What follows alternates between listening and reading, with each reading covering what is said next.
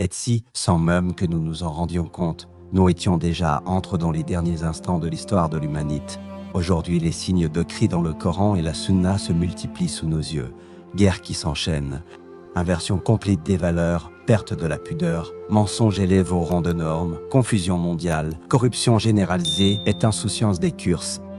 Le prophète nous avait averti, viendra un temps où les événements s'accélereront, où le croyant se réveillera croyant et se couchera mécréant, où la vérité sera cachée et le faux glorifie. Sommes-nous cette génération?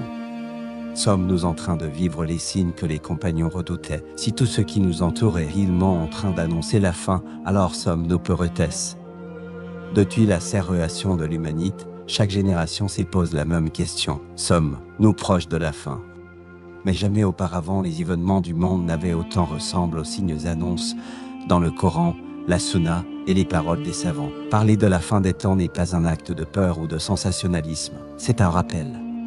Un rappel que notre existence n'est pas éternelle, que le monde que nous voyons va disparaître, et qu'un jour arrivera où chacun se tiendra devant Allah pour rendre des comptes. L'islam nous enseigne que la fin des temps n'arrivera pas par surprise totale. Certains signes apparaîtront, petits puis grands, jusqu'à ce que l'humanité soit confrontée aux événements les plus terribles jamais vécus. Ce ne sont pas des mythes, mais des prophéties qui se sont déjà confirmées à travers l'histoire et qui continuent aujourd'hui de se manifester, parfois sous nos yeux, sans que nous y prêtions attention.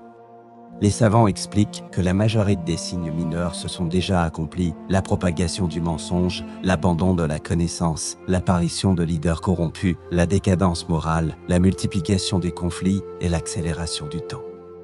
Ils ne fixent pas de date, car seul Allah connaît l'heure, mais ils appellent chacun à ouvrir les yeux. Ce que nous vivons n'est pas normal, et cela correspond exactement à ce que le prophète avait annoncé. Alors pourquoi parler de la fin des temps aujourd'hui? Parce que ce sujet n'est pas destiné à faire peur, mais à réveiller les curses, à nous rappeler que le croyant vit avec conscience, vigilance et espoir, et que si ces signes se multiplient, ce n'est pas pour paniquer, mais pour nous rapprocher d'Allah, rectifier nos vies et renforcer notre foi. Les signes mineurs déjà accomplis. Le prophète a décrit une longue liste de signes mineurs annonçant l'approche de la fin des temps.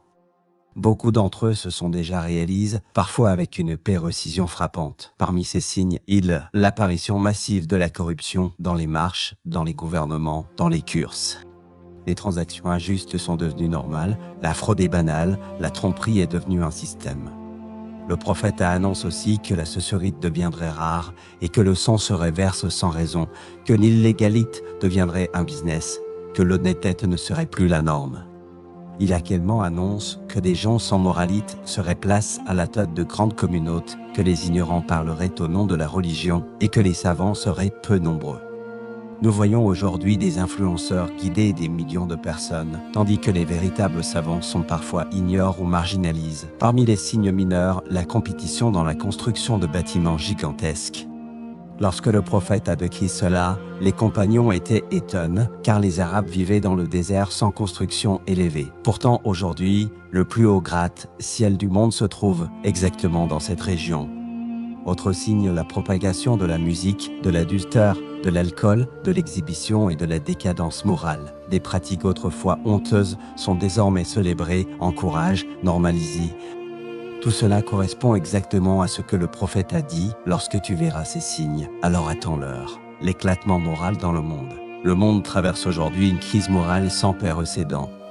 La pudeur, autrefois considérée comme une vertu essentielle, semble avoir disparu. Les comportements qui étaient autrefois condamnés publiquement sont désormais encouragés, promus et même célébrés. Le haram est devenu banal, tandis que le halal est parfois tourné en dérision. Les réseaux sociaux ont amplifié ce phénomène, exhibition, égo, rivalité, arrogance, superficialité. La désobéissance à Allah est devenue un divertissement mondial. La désobéissance est consommée, partagée, applaudie. Les nouvelles générations grandissent dans un environnement où le vice est présente comme une liberté et la pudeur comme une faiblesse. Le prophète avait annoncé que la fin des temps serait marquée par une inversion totale des valeurs. Le faux deviendrait vrai et le vrai deviendrait faux. Les gens se moqueraient de la religion, tandis que les pervers seraient mis en avant. Et n'est-ce pas exactement ce que l'on voit aujourd'hui? Des personnes qui appellent à la pudeur sont qualifiées de ringardes, alors que ceux qui appellent à la débauche sont portés en modèle. Cette destruction de la morale n'est pas seulement visible dans la société, mais aussi dans les familles. Manque de respect, individualisme, perte d'autorité parentale, fragmentation des foyers. L'islam enseigne que lorsque la société perd sa pudeur, elle perd tout. Et c'est précisément ce qui pose de nombreux savants à dire que nous vivons une époque unique, te reproche des descriptions prophétiques de la fin.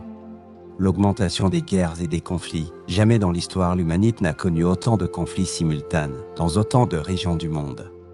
Le prophète annonce une époque où les guerres se succéderaient, où le chaos deviendrait mondial, où les tensions seraient permanentes et où les gens ne sauraient même plus pourquoi ils se battent. Aujourd'hui, une explosion dans une région peut déclencher un conflit à l'autre bout du monde, tant les nations sont interconnectées.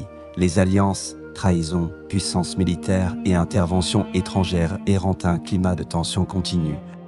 Les armes modernes, capables de détruire une ville entière en quelques minutes, rappellent les avertissements du prophète sur la violence extrême qui précédera les grands signes. Nous voyons aussi des conflits religieux, ethniques, économiques, et une hostilité croissante envers l'islam dans plusieurs régions. Les hadiths mentionnent que la fin des temps sera marquée par une multiplication des tueries, au point où la personne tue ne saura pas pourquoi elle a été tuée.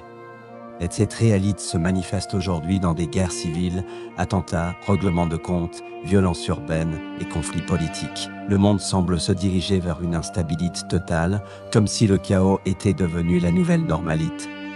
Prolifération du mensonge et de la corruption. Nous vivons dans une ère où le mensonge est devenu un outil politique, économique et social. Les médias manipulent, les dirigeants mentent, les entreprises trompent, les réseaux sociaux diffusent des millions de fausses informations en quelques secondes. Le prophète annonce que, juste avant la fin, la tromperie serait partout et que les menteurs seraient considérés comme véridiques. La corruption, quant à elle, a envahi les systèmes judiciaires, éducatifs, économiques. On ment pour gagner, on ment pour paraître, on ment pour influencer. Le mensonge est devenu une stratégie, alors que l'honnêteté est vue comme une anecdote. Tout cela correspond exactement aux paroles prophétiques. Les traîtres seront dignes de confiance, et les honnêtes seront considérés comme des traîtres. Nous y sommes, la disparition progressive de la connaissance religieuse. L'un des signes les plus inquiétants est la disparition de la vraie connaissance. Non pas l'information, mais la connaissance authentique, celle transmise par les savants véridiques. Le prophète a dit que la fin des temps viendra lorsque les savants mourront et que les ignorants parleront à leur place. Aujourd'hui, beaucoup se donnent le droit de parler de religion sans avoir étudié, sans base, sans chaîne de transmission. Les réseaux sociaux transforment la religion en opinion personnelle. Cela crée une confusion immense chez les musulmans qui croient quelle est la vérité. Pendant ce temps, les vrais savants quittent ce monde et leur absence se fait sentir. L'ignorance grandit, l'innovation religieuse se diffuse et les gens cherchent des réponses auprès de ceux qui ne sont pas qualifiés. Le temps qui passe plus vite. Le prophète a dit que, juste avant l'heure, le temps se rapprochera. Beaucoup de savants expliquent que cela signifie que les jours sembleront passer plus vite, que les années défileront comme des mois et les mois comme des semaines. Combien de fois avons-nous dit « le mois vient de commencer et il est déjà terminé ». La technologie, le stress, les rythmes de vie rapides, les distractions permanentes font que les semaines s'enchaînent à une vitesse incroyable. Ce sentiment de temps qui file est un signe clair et tangible vécu par chacun d'entre nous. Technologie, IA et prophétie. Le monde moderne ressemble à des prophéties qui, il y a 100 ans, semblaient incompréhensibles. Le prophète parle d'un monde où les distances seraient raccourcies, où les voix et images voyageraient instantanément, où les marches seraient mondiaux, où la surveillance serait généralisée. Aujourd'hui, intelligence artificielle, reconnaissance faciale, surveillance globale, réseaux interconnectés, deepfakes, perte de repères, tout cela rapproche dangereusement l'humanité des conditions nécessaires pour les grands signes, notamment l'émergence du Dajjal, personnage qui trompera le monde entier grâce à des illusions et un pouvoir d'influence exceptionnel. L'arrivée des grands signes. Après les signes mineurs viennent les signes majeurs, ceux qui se succéderont comme des perles tombant d'un collier qui se brise. Parmi eux, l'apparition du Dajjal, le retour de Issaz, l'émergence de Yajouj et Majouj, les tremblements de terre massifs, le levant du soleil à l'ouest. Ces signes ne sont pas encore apparus, mais les circonstances qui les rendront possibles prennent forme. Sommes-nous la dernière génération? Les savants ne répondent jamais par oui ou non, seul Allah connaît l'heure.